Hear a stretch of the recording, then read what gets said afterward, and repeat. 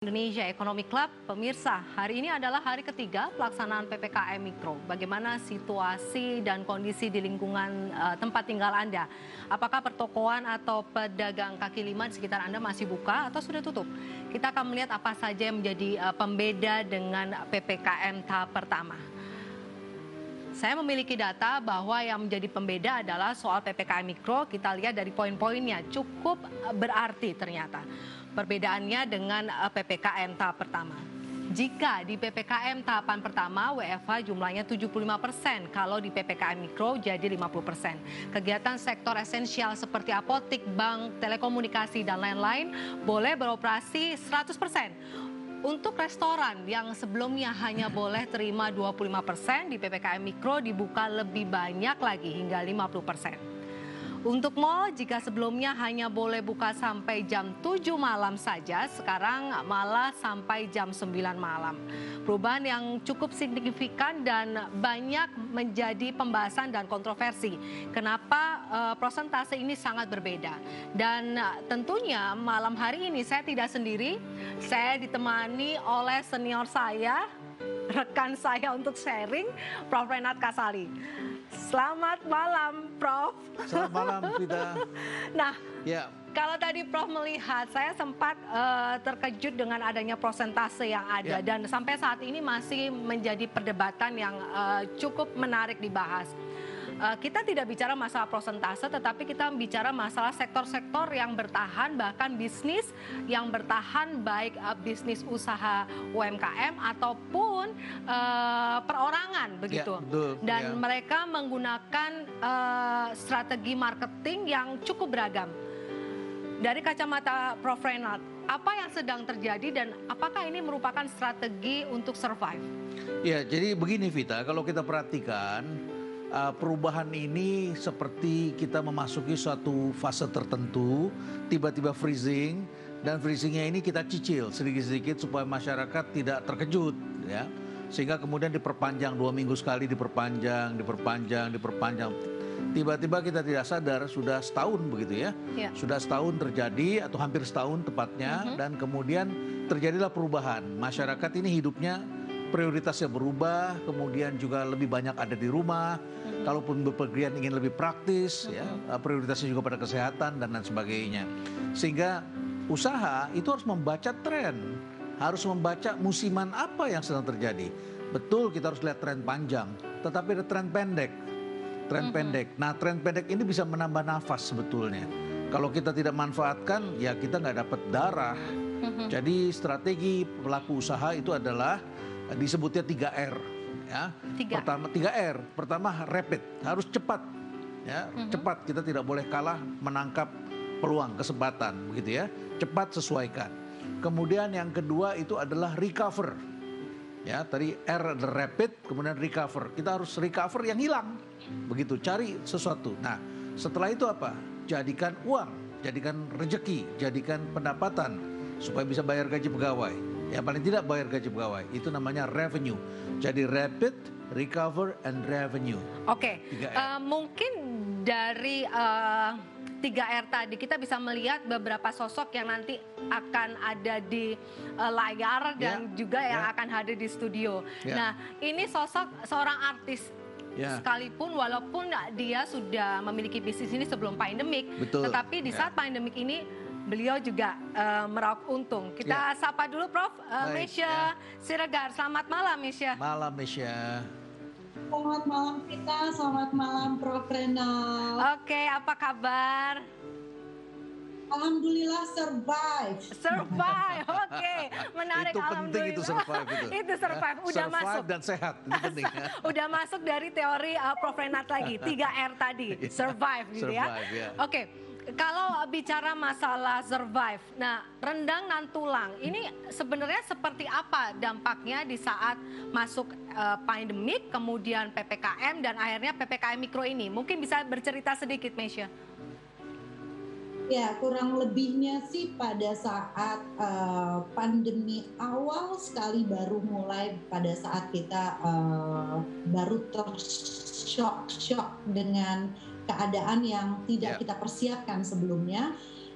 Di luar prediksi aku, ternyata alhamdulillah salah satu bisnis aku rendang dan tulang ini ternyata malah meningkatkan revenue dan juga order yang hampir menyamai the best atau peaknya sales kita per tahun, yaitu bulan Ramadan dan juga Lebaran.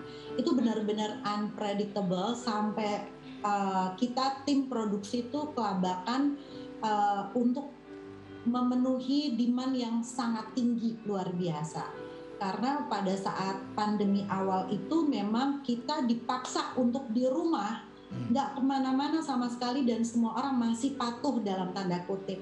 Jadi permintaan untuk rendang dan tulang karena packingan, mereka nyetok makanan di rumah, mereka lapar kapanpun mereka bisa panasin. Ternyata itu menjadi blessing in disguise buat rendang dan tulang. Nah, tapi kemudian beranjak setelah pandemi awal itu kita PSBB total ya bisa dibilang, akhirnya mulailah PSBB yang new normal. Orang-orang udah mulai kembali diperbolehkan untuk ke kantor dan lain sebagainya, pelan tapi pasti. Kemudian salesnya turun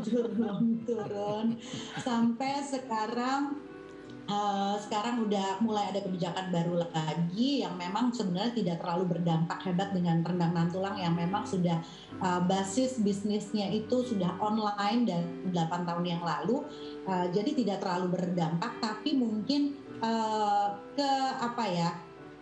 penasaran orang terhadap rendang dan tulang itu udah biasa aja. Jadi mereka mesen rendang dan tulang sama seperti bulan-bulan pada umumnya. Jadi bisa dibilang saat ini rendang dan tulang sales dan juga revenue-nya itu semuanya stagnan alias stabil. Tapi alhamdulillah yang satu aku syukurin yang tadi seperti Prof. Renald sampaikan, yang paling penting 3R tersebut sudah kita lakukan. Alhamdulillah kita sudah recover. Alhamdulillah kita sudah R yang selanjutnya menjadi rapid, revenue, ya, menjadi pendapatan. Yes, dan revenue tersebut. Jadi alhamdulillah aku merasa kita bisa survive, tidak ada pegawai kita yang di PHK, tidak ada pemotongan gaji, mereka tetap dapat bonus sesuai dengan achievement mereka, dan itu salah satu yang aku syukurin untuk di masa-masa yang sulit ini. Prof, kalau melihat dari pengalaman Meisha tadi, ini kan Meisha mengatakan bahwa saya survive gitu, walaupun bisa dikatakan secara penjualan sekarang stagnan atau stabil saja seperti itu. Apakah diperlukan adanya perubahan dari sisi marketing atau pendekatan yang berbeda? Kalau tadi dari jalurnya sudah dilakukan dengan via online. Ya, jadi penjualan itu ada kurvanya ya, Meisha. Kurvanya tuh kalau kita lagi promo, kita gerakan dan tiba-tiba momentumnya tepat, dia naik begitu ya. Nah, bagaimana sekarang kalau misalnya suatu ketika ini akan ada seleksi alam, dan seleksi alamnya yang perlu dipelihara itu adalah yang repeat order. Jadi pembeli yang setia. Mungkin setianya ada yang mingguan, ada yang bulanan, ada yang tiap hari barangkali ya. Tapi tidak sama tiap orang. Ada yang setianya dia bulanan begitu ya. Ada yang 2 bulan sekali. Saya bosan, saya mau coba yang lain barangkali 2 bulanan. Nah, jadi Meisha barangkali bisa mengulang dengan membuat kurva baru nanti, ya, kurva baru. Tapi sangat tergantung pada kemampuan produksi, tim produksi. Ada kalanya kita genjot besar, tetapi kemampuan produksi juga terhadang, begitu ya. Apalagi harga daging kemarin sempat naik ya, Meisha ya, sempat hilang daging begitu ya. Dengan harga daging sempat naik, kemudian tadi Prof. Renald mengatakan masalah kemampuan SDM juga. Boleh tanya nggak nih Meisha, pada saat sebelum pandemik dan setelah pandemik maupun PPKM Mikro ini, apakah ada pengurangan SDM atau mungkin ya dari sisi keuangan agak diketatkan begitu?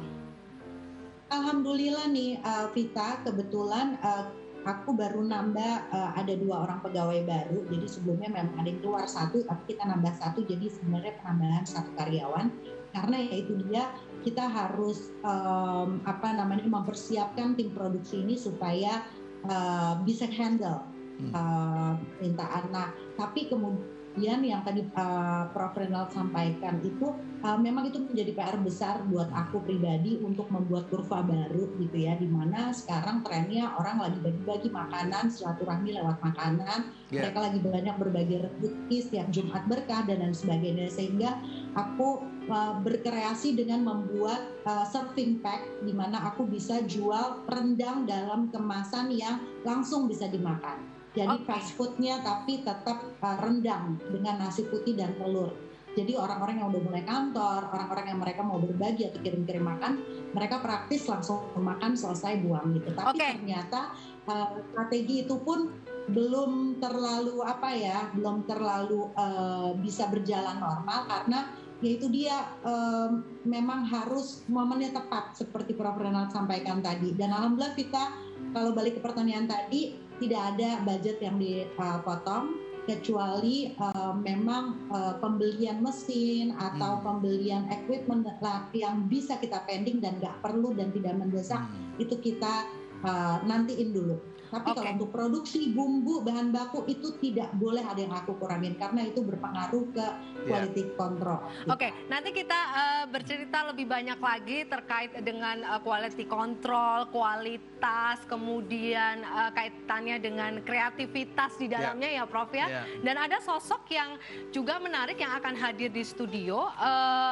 Mungkin banyak departemen store yang menutup gerainya, tetapi yang satu ini justru memperluas, memanfaatkan momentum karena terjadi perubahan dan kemudian musim berganti. Ya, siapa dia? Pemirsa, pastikan Anda tetap di program di Indonesia Economic Club hanya di iNews.